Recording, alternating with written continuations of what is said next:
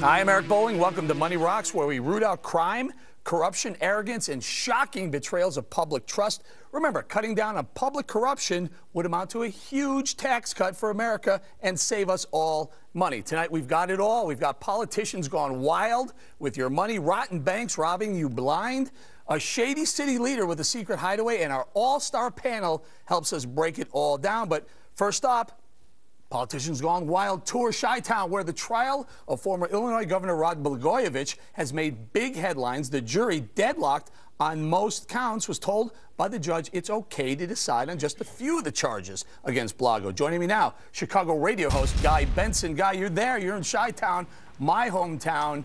Is this guy going to walk? Who knows? It's anyone's guess right now, and it's 100 degrees here in Chicago today, Eric, and I think both sides on this trial are sweating because this jury came back and leaked out yesterday that they needed a little bit more clarification, that they were deadlocked on some of the counts. And then, of course, we found out later on today that, in fact, it's 22 of the 24 counts. And we don't even know what the two counts that they're all that they have a consensus on at this point. You know what it sounds like to me, Guy? Here's what it sounds like to me. They had 24 counts that they could have convicted him on or found him guilty on. And it sounded like they came back and said, hey, Judge, you know, most of them we can't do, or we were kind of hung on, but we could convict on these two little ones. Is that okay with you? And the judge said, yeah, go ahead, convict away. Sounds like, to me, I'm, you know, not a professional, I'm not a lawyer, but sounds like they really don't have a lot on him right now. Yeah, that's definitely the speculation here in Chicago right now. Kind of the conventional wisdom here, Eric, has been that one of the slam dunk charges is lying to the FBI. And compared to some of the other stuff he's been indicted on, that's not that big of a deal. So let's just say they only come down with 2 convictions and either acquit or have a hung jury on the other 22.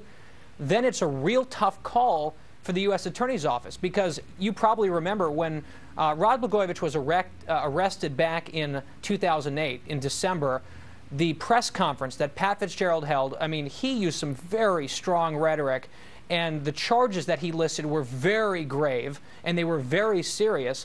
So then, if they only, in fact, convict on a handful, they have to make the decision. Do they drop the charges, which would be truly an embarrassment, or do they go through with a second trial? They're not going to drop the charges. Guy, hang in there, hang in there. Don't go anywhere. I want to bring in the panel, today's all-star panel, Fox News legal analyst Lise Wheel, conservative columnist S.E. Cupp, Inside Scoop host Mark Levine, and comedian at the end of the table playing third base, Gino Bisconti. Hey, buddy. Lise, let's do this. Okay. But didn't we talk once and you said maybe 3 years? Now, what are we looking at? First of all, let's just break this down a little bit. Even if he's only convicted on 2 counts and the lying to the feds, the 1001 count, which is what it's called, would be the easiest count. I don't see how this jury does not convict on that. I mean, that's just simple. He just lied. He just lied. You can't get around that anyway. If they don't convict on the wire fraud, and the judge didn't quite say, oh, just give up. He didn't say that at all. I said, go back and work on this more. So there's a chance that they will still convict on the wire fraud, which they're tougher counts. But let me just finish one point. Even if he's only convicted on those 2 counts that we know of now, the judge at sentencing can use all of the other counts that he's been acquitted on to raise the sentence. I want you guys to hang in there. What's with the Democrats in Chicago? What's going on in there, Levine? Answer for them. What's the Democrats? What kind of question is that? Don't even, let's go. Come on. What do you mean the Democrats are fine in Chicago? What they lose? Ryan. I got and 2 Republicans. Died, but he was half the Illinois governors, the last 8 governors, found themselves indicted. Right? A couple of those were Republicans, I believe. They weren't all Democrats. I think the majority, the Daley machine is pretty much straight down the line Democratic. People like Daley. He's doing well. Hey, guys, do people like Daley still? I mean, I come from that world, so I lived it. It's a political machine. Yeah, I think it's a love-hate relationship. They don't necessarily like him, but the city's clean and people generally enjoy the city. He does a good job. Wait, time out, dude. You said the city's clean. When you say clean, you mean like there's no litter on the street, right? Correct. That kind of clean. Wow, because it certainly isn't clean from a political standpoint. He makes the L run on time. He makes the L run on time. That's good news. Gino, nothing? Essie. I don't want this show to end. I mean, am I the only one who has been loving the Blago show? Oh, gosh. I don't want it to go away. He'll be on reality TV for years to come, Essie. It's lawyers gone wild. They trumped up 90 charges on the guy, and now they're like, well, we can only get 2. One is enough. The guy's a crook. Hang on. No, we have to get all 9. Next up, don't go anywhere, didn't want guy. me to Next say up, anything, Gino, I'm going to throw you in the green room. Politicians Gone Wild tour, New York, where embattled Congressman Charlie Rangel celebrated his 80th birthday. Oh, isn't that nice? Surrounded by friends and partiers. Despite being charged with 13 ethics violations, Rangel seemed confident that he'll come out on top. Take a listen. We're going to win this one, but it won't be just for me.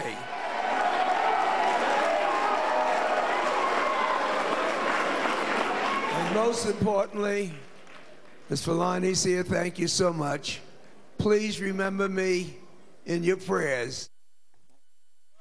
Hold on, I'm welling up. I'm welling up. Essie, is he kidding? Is he kidding? Yeah. The other day he said, listen, I broke the rules, I did things wrong, but I'm not corrupt. He's delusional. I don't know if he's corrupt. I think he's crazy. Should he step down? Yeah, I mean, this is what happens. You see this happen to people who are in the same place for a long time. Helen Thomas comes to mind. They get a little delusional. Yeah. And I think Charlie Rangel, forget the corruption, just look at the optics of this and the disconnect. He's throwing this lavish party at the plaza while he's about to face ethics charges. Optics, what are you doing? disconnect. The man is charged with 13 ethics violations. He says, I'm going to fight this. It's the American, maybe it's the American way. It is the American way. Why? You're innocent until proven guilty. What is it that he's been charged with? Unfortunately, a lot of the same let's things go down the that list. other Let's members see. of Congress he have was done. Being the chairman of the House Ways and Means Committee, a committee that's so important, you're not allowed to be on any other House committee. Right. You're only on And he made a mistake on his taxes. Made tax laws. Right. Oops, I forgot And then what did he this. do? What did he do? Well, hold on. I forgot these assets. I forgot this income. Right. I had these housing deals that were kind of illegal, Right. probably. And what did he do? What do you mean, what did he do? What did he do? He corrected it. He filed a correction. He paid the penalties and interest. Oh. That's what you do when you Go make ahead, a Guy. mistake. I hear I'm Guy. not I hear you. defending it, Guy, where are but you? come on. Go ahead. None of us ever made a mistake on our taxes. Go ahead. Well, I mean, let's just draw a comparison here between the Democrats and the Republicans for just a second. Democrats were going nuts about the culture of corruption. We're going to drain the swamp back in 2006. Guys like Bob Ney, Duke Cunningham, and Mark Foley were pinned to the wall. They're all out of Congress. He's right. Here's Charlie Rangel. Bob Ney, remember. He's getting a party. Hang he's on, getting hang a party. Hang on, guys. Small Hold potatoes on. compared to Please the go most ahead. Drain the swamp. Did they drain the? Here's a swamp It's rat. pretty much of a swamp. He's not drained. But you're forgetting the Picture of most him. important point about this party, which is that it was a fundraiser. He's charging for it to pay the lawyers. yeah. He's going to need to pay the lawyers. I can sum up what's wrong with him in one word. He's 80. He doesn't care anymore. He's been doing this for so long, he doesn't even realize it's wrong. You veer off the path 80 years later, you're over here. He's like, hey, why don't you pay me so I can get out of prison and stuff? He's lost his marbles, and by the time this is settled, he'll be dead. Go ahead. The scary thing is what Rangel has done, most members of Congress have done. Oh, The so kinds that's of okay. stuff- No, No, that's a not okay. cynical It's not- statement. It's not okay. Stop. Essie, That's what's it's so okay. scary. They did it, so we should be able to do it. Unbelievable. This was not what Barack Obama campaigned on. Most congressmen or politicos do it. But I don't So think- it's okay. wait, what is He Barack campaigned, I'm just saying, campaigned on change and transformation because that's what we Hang on. want. I would like it's to- not Hold on. happening anywhere. This, you guys, is a good story. I have to get it. I want to save some time for this. Our third stop on Politicians Gone Wild. California Democrat Maxine Waters hit with an ethics case for trying to help out a small bank, One United. Oh, not a problem unless you count the $350,000 worth of shares her husband owned in One United. But I want to break this down even further, Lisa. I'm going to go to you in this one.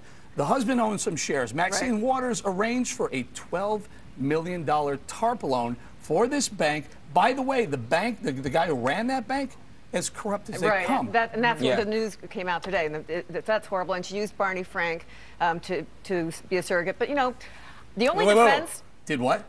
Bad word. Clarify that? Bad word. We already said it right once. Come on, let's run with it. I mean, Throw up really, in my this mouth. Is a family show. But the only defense, if I were trying to defend this and putting on the defense cap for her, is, you know, no pillow talk. They didn't share any of this information. She didn't know what she was doing. I mean, it's a stretch. Let me go further. Let me go one step further. A number of times Let me on go one behalf step of this further. bank. Essie, listen to this. Kevin L. Cohee, he was the CEO of the bank.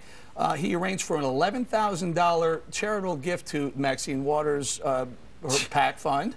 But he also, this bank was, listen, quote, the bank suggested, use real connections, real relationships. Do you really need that Mercedes-Benz? They're talking about being fiscally responsible to the people who are shareholders and bank depositors in the bank. And he's got a Benz. Well, he's got houses. a condo down in Florida and a house out in Santa Monica and a Porsche, and meanwhile is in financial problems. But Maxine Waters stepped in on behalf of this bank a number of times, and what no one wants to talk about is that for her, this was racially motivated. He's a black bank owner, and she stepped in to stop the sale of a black-owned bank to a white-owned bank in Illinois. This is Another about Democrat. Another Democrat. What's going on here? I got two ethics violations Here's what you're doing, going on here, and I got two Dems. You're looking at members of Congress, all right? You're only pointing to the Democrats. Let's talk about the person who will be Speaker of the House. No, let's talk because about you don't want to talk about all the corrupt Republicans. I want to know why Maxine Waters, as a Democrat, is now in front of an ethics violation. Money is the mother's milk of politics, and it shouldn't be. Guy, come on, Mark. Go ahead, Guy. You're there in Chicago. It's no different there. First of all, about Maxine Waters, Barney Frank even warned her, stay out of this, it doesn't look good, and she ignored even the good advice for once of Barney Frank. That's bad news, but you had advice from Barney Frank. And by the way, one more thing, Mark. You're saying, oh, we keep talking about Democrats. Guess what? Democrats are in charge. You guys wanted this power.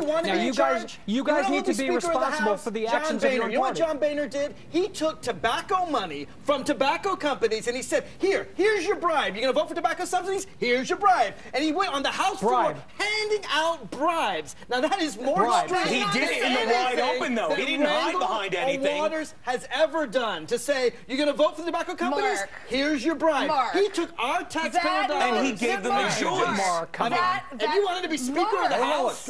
Your leader. Non sequitur aside, it does not defend. That's who you want to be Speaker of the House. Waters. Do you want him to be Speaker of the House? We're talking about Maxine Waters. We're talking about Charlie Rangel. Hey, you know what the bottom line is? The point is there's too much of this going on both sides. Lise, it doesn't really matter. We're calling them out if they're Republicans or Democrats. If they're doing something wrong, we're going to call them out anyway. It just so happens that the two big investigations in the House. The two big ethics trials, and I think they both will go to trial probably sometime this fall, they happen to be Democrats. But you're exactly right. It's not a Democrat or Republican issue. And it should be. It's simple greed. Hold on. Guy, is it a Democrat or Republican thing, or is it just politicians gone wild on both sides and independents too?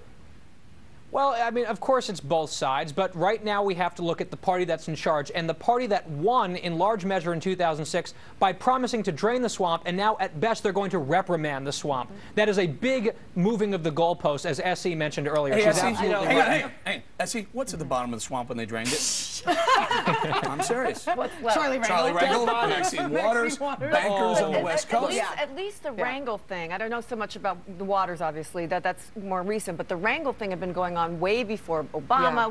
It's been going on for 40 years. Turns out I'm going to leave it there. Guy Benson, want to say thank you. Thanks for joining us. Our panel will be back shortly, but coming up, our legal expert Corrupt O'Cats break down corruption and sex abuse on America's swim team next.